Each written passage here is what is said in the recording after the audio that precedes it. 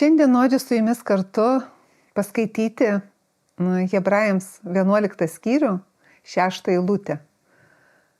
Ilgokai nesidalinau su jumis, nežinau kaip jūs ką skaitote. Aš paskutinės kelias savaitės, gal net mėnesį, taip sakant, mirkau, maščiau šitą rašto vietą, kur parašyta: o be tikėjimo neįmanoma patikti viešpačiui. Kas artinasi prie viešpaties, tam būtina tikėti, kad jis yra, ir jo ieškantiems, tai reiškia Dievo ieškantiems, jis atlygina. Vadinasi, labai yra aišku ir kitaip nėra, tai yra sąlyga ir viena pagrindinių, kad be tikėjimo, bet to tikėjimo, koks yra parašytas, kokia yra Dievo, kaip čia pasakyti, taisyklė, kad tikėjimas užtikrina tai, ko vylėmės, ir parodo tai, ko nematome. Tai vadinasi, be to sąvokos, be tokio tikėjimo nematomo, mes Dievui, mūsų viešpačiui, negalime patikti. Bet svarbiausia, sako, kas artinasi prie Dievo, tam būtina tikėti, kad jis yra, ir jo ieškantiems atlygina. Vadinasi, yra viešpats kaip užgarantavęs, kad jis tikrai mums kiekvienam atlygina. Bet kada jis atlygina? Žiūrėkit, jis atlygina, kai mes tikime, tai reiškia, kai turim užtikrintą viltį, žinome, ko laukiame, nežiūrint į aplinkybių. Nes viltis, mes žinome, dieviška viltis yra užtikrintas laukimas gero. Ir vadinasi, Dievas sako, artinamės mes savo gyvenimuose, savo kasdienybėj, aplinkybėse įvairiose, artinamės prie viešpatės, kai aplinkybėje, ne aplinkybę leidžiam savo mintise sukti ir mąstyti, bet tą aplinkybę pakeičiam būtent taip, kaip Dievas sako, kaip jis mato. Kaip Dievas mato, ir tada jis sako, jis tikrai atlygina. Vadinasi, jeigu mes savo gyvenimuose, savo situacijose, ne situacijose išsigastam, nerimaujam, pasiduodam, kad ir elementariai lygai bijom susirgti. Arba bijom, kad susirgę dabar nepasveiksim. Vadinasi, šitoj aplinkybei nesiartinam prie viešpatės. Nes viešpats sako, kas artinasi, tai reiškia savo mintis ir protą nukreipia į Dievo žodžius. Ir nukreipia taip, kaip Dievas sako. Nes aš, žmogus, aš, kuris gyvenu su viešpačiu, bendrauju su viešpačiu, aš savo mintis ir protą nukreipiu į tai, ką viešpatė tu sakai. Tai reiškia, kad aš vertinu ir branginu tai, ką tu sakai. Jeigu yra sunkia aplinkybė, jeigu yra nerimas ir nežinau, kaip susiklostys viena ar kita situacija ir pasilieku nerime nuo ryto iki vakaro, vadinasi, aš nesiartinu prie viešpatės.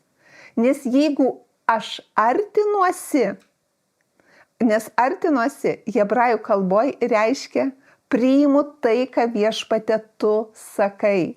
O viešpats sako, nebijok, nes aš esu su tavim ir tau padedu. Vadinasi, kad ir kokia būtų sunki aplinkybė, ar neužtikrintumas dėl ateities, aš žinau, viešpatė, kad toj situacijai tu esi. Ir žinot, kaip viena mylimiausių mano mokslų daktarė Caroline Leaf sako, kai nuo pat pradžių, pradėdami bet kokį žingsnį ar veiksmą, mes nuo pat pradžių esam įsitikinę 50% sėkmės, vadinasi, tai yra garantuotai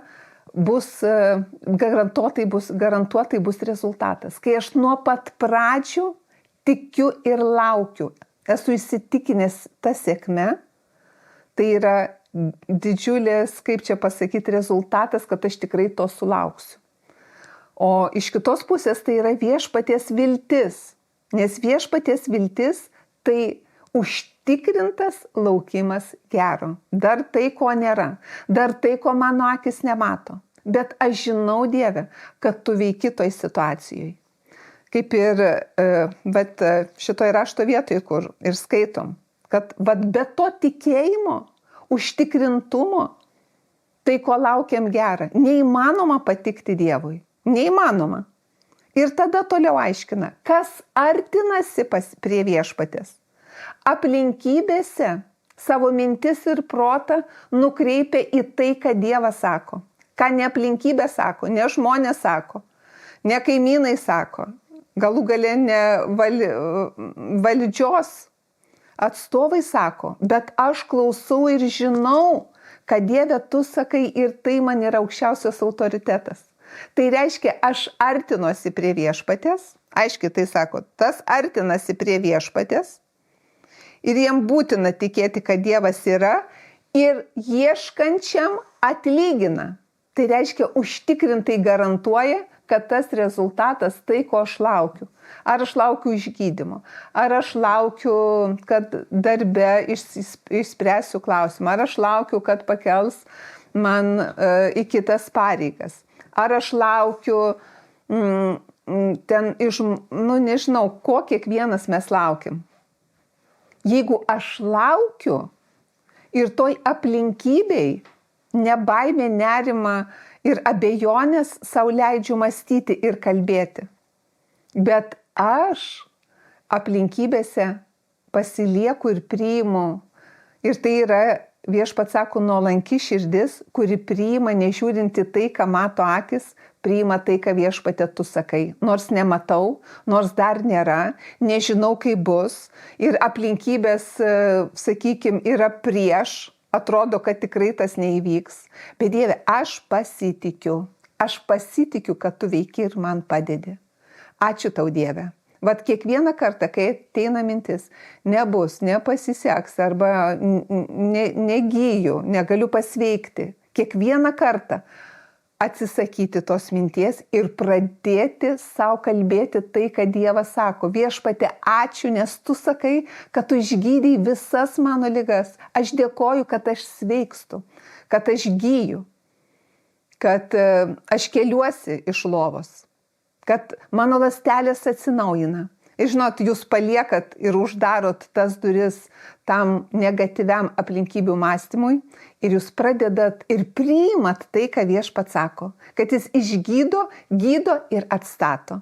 Aš žinot, nenoriu čia šitoj laidoj įsiplėsti, bet kas liečia mano šuniuką, kur buvo diagnozuotas smegenų vėžys, jis visiškai atsistatęs, gyvastingas, sveikas. Ir aš be galo esu dėkinga viešpačiui. Ir tai buvo mano tikėjimas, kad jo ląstelės atsistato ir sveiksta. Nežiūrint į aplinkybės, nežiūrint kokie buvo simptomai, aš tikėjau, tai absoliučiai tikėjau, kad jis dar gyvena, kad jis pasilieka žemėje ir dar gyvena. Ir taip įvyko. Vat jau greitai bus metai, kai jis visiškai sveikas toliau gyvena. Tai čia toks, taip sakant, kaip pavyzdys, ar ne? Tai vat čia iš tos pusės, kad kas artinasi prie viešpatės, jam būtina tikėti. Artinasi aplinkybėse. Vat aš su jumis pasidalinu aplinkybę dėl savo šuniukų. Kiekvienas mes turim aplinkybę. Jeigu ne vienokia, tai kitokia. Ir kaip toj aplinkybei aš mąstau, ir kaip aš kalbu, ir kaip aš elgiuosi. Aš nusprendžiau nesijaudinti, nebijoti, o dėkoti. Dėkoti viešpačiui, kad jis išgydo ir atstato. Nesvarbu, ar tai gyvūnas, ar tai žmogus, nes Dievui yra lygiai vienodai, nes jis kūrėjas mūsų visų. Taigi, šiandien noriu, kad jūsų širdise išliktų ta nuostata, tas suvokimas, tas supratimas, kad be to tikėjimo, tai ko nėra dar, ko šiandien dar nematom.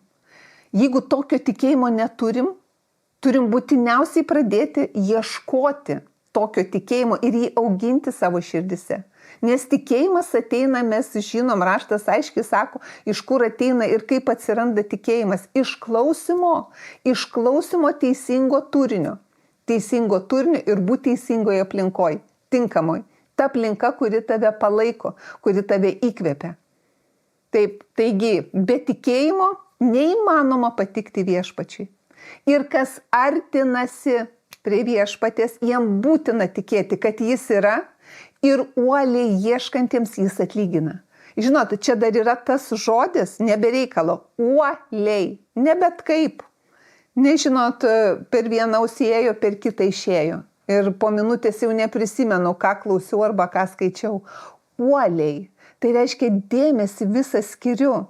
Ir visą savo širdimi ir protu aš tikiu, Dieve, kad tu gali.